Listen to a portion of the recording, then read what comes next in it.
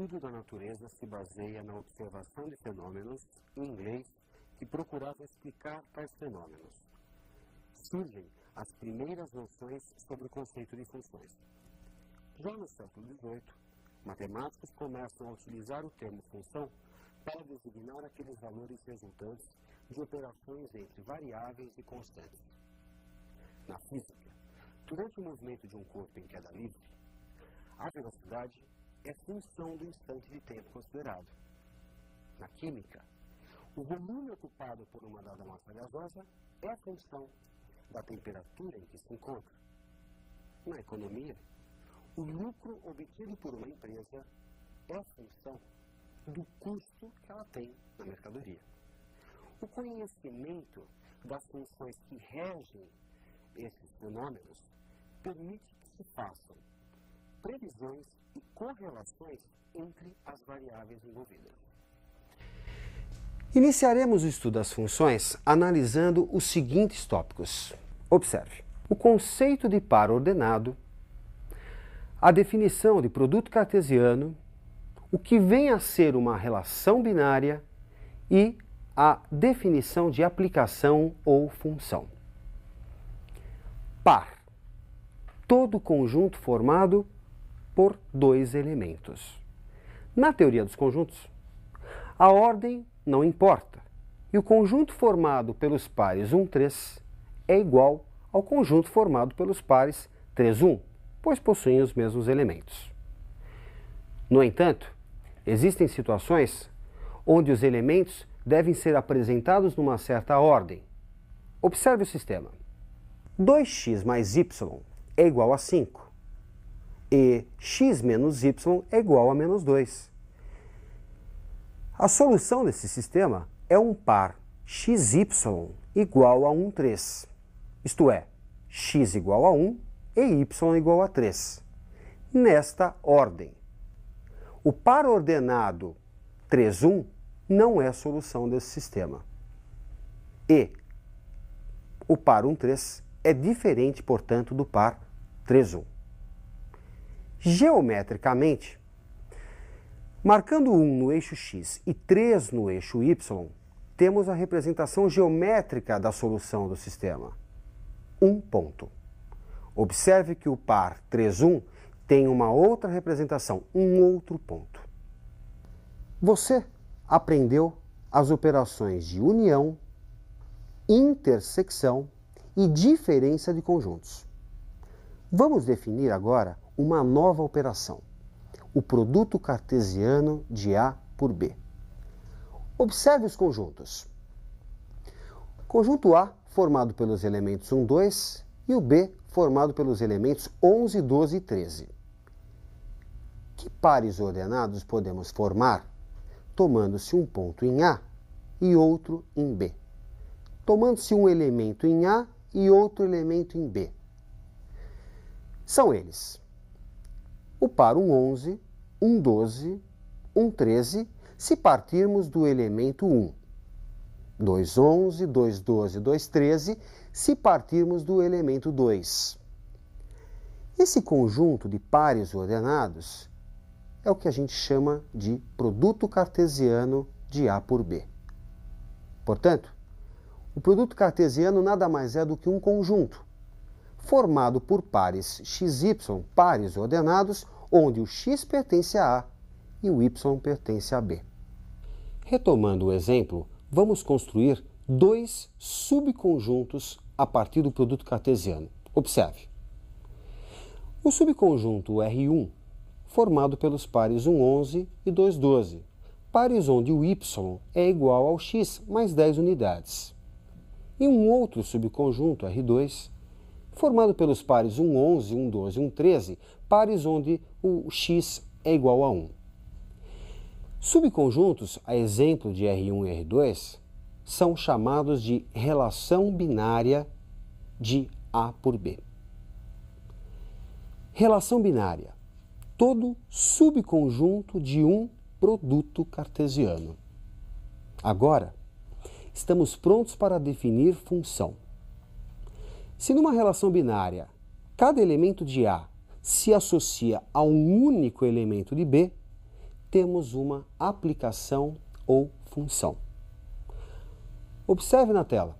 A notação usada é a seguinte: f é uma função de a em b que associa a cada x pertencente a um único y pertencente a b.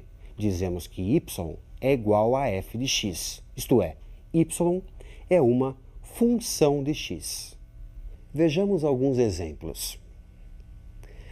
A relação binária apresentada não associa o elemento 2 do conjunto A, portanto, não é uma função. Na relação binária apresentada, o elemento 1 se associa a dois elementos de B, portanto, não é função. Já na relação binária apresentada, cada elemento do conjunto A se associa a um único elemento de B. Trata-se de uma função. Uma função que associa a cada x de A um y em B, que é igual a x mais 1. Conjunto A, o conjunto de partida das setas, é o domínio de definição da função. O conjunto B, conjunto de chegada das setas, é o contradomínio de f. Os elementos 2 e 3, que se associaram a elementos de A, formam o conjunto imagem. É o caso do 3, que é a imagem de 2 pela f. Bem, vamos realizar alguns exercícios para ajudá-lo a fixar esses conceitos. Dado os conjuntos A formado pelos elementos 2, 3 e 4 e B formado pelos elementos 1, 2, 3, 4, 5 e 7, determinar a relação binária f formada pelos pares x e y, tal que o y é igual a 2x menos 1. O esquema de flechas para f, o domínio, o contradomínio e o conjunto imagem de f. Bem, representando os conjuntos através de seus diagramas de Euler e como a função tem uma lei que é dada por y igual a 2x menos 1, para x igual a 2, conjunto A, a função associa a um y igual a 2 vezes 2 menos 1, 4 menos 1, 3. Já para x igual a 3, a função associa um y que é igual a 2 vezes 3 menos 1, 6 menos 1, 5. Para x igual a 4, y é igual a 2 vezes 4 menos 1, 8 menos 1, 7. O conjunto A, conjunto de partida das setas, é o domínio da função. Conjunto B, conjunto de chegada das setas, é o contradomínio de f. Os elementos 3, 5 e 7, imagens do 2, do 3 e do 4, respectivamente, formam um conjunto, o conjunto imagem. Ok? E a função f fica, portanto, definida pelos pares 2, 3, 3, 5 e 4, 7. Bem, vejamos mais uma questão de aplicação. Qual o domínio da função f de A em R, com A contido em R, tal que f de x é igual a 1 sobre a raiz quadrada de x menos 3? Bem, a raiz quadrada de x menos 3 aparece no denominador de uma fração. Portanto, o radicando, x menos 3, deve ser maior do que zero. A raiz quadrada sozinha, raiz de x menos 3, é um número maior ou igual a zero. No entanto, por aparecer no denominador da fração, e você sabe, primeiro mandamento da matemática, não dividirás por zero, você vai ter, para x menos 3, apenas maior que zero. Assim, o x deve ser maior do que 3. E o domínio da função, o conjunto A, é formado por todo elemento real, todo x pertencente a R, tal que x maior que 3. Questão com muita frequência nos vestibulares, vejamos um último exercício. Qual dos gráficos a seguir não pode representar uma função? Bem, vamos dar uma passada no que foi visto na aula. função, quando a cada elemento de um conjunto A se associa um único elemento em B. Graficamente, verificamos se é uma função traçando-se uma vertical. Se essa vertical encontrar o diagrama em apenas um ponto, trata-se de uma função. Vamos voltar ao exercício. O primeiro gráfico é representado por uma reta. Ao traçar uma vertical, o que você percebe? Que ela vai tocar o diagrama, a reta, sempre num ponto. Esse diagrama, essa reta, representa uma função. Nós vamos ver mais para frente que trata-se de uma função de primeiro grau. Bom, você deve estar vendo agora um novo diagrama que lembra bastante os diagramas de mudança de estado, sólido para líquido ou líquido para gasoso, que você vai ver na física. Também nesse caso, traçando-se uma vertical, o que se nota é que ela encontra o gráfico sempre em um ponto. Portanto, isso pode representar uma função. Vamos a um terceiro caso.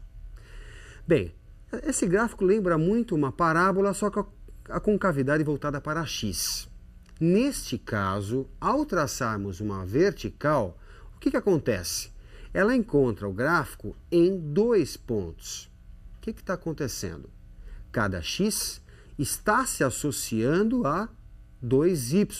Portanto, esse gráfico não pode representar uma função. Ele representa apenas uma relação, mas não uma função. Por fim, esse último diagrama, traçando-se uma vertical, a gente nota que vai encontrar o gráfico sempre num ponto. Esse diagrama pode representar uma função. Muito bem. Pela importância desse assunto, que é utilizado tem aplicação em várias áreas do conhecimento, você sempre vai encontrar questões, é tópico obrigatório nos vestibulares. Muitas vezes, mais de um exercício, 2, 3 exercícios no mesmo vestibular, ok? Portanto, treine bastante essa matéria que ainda será assunto de algumas aulas. Bons estudos e até a próxima.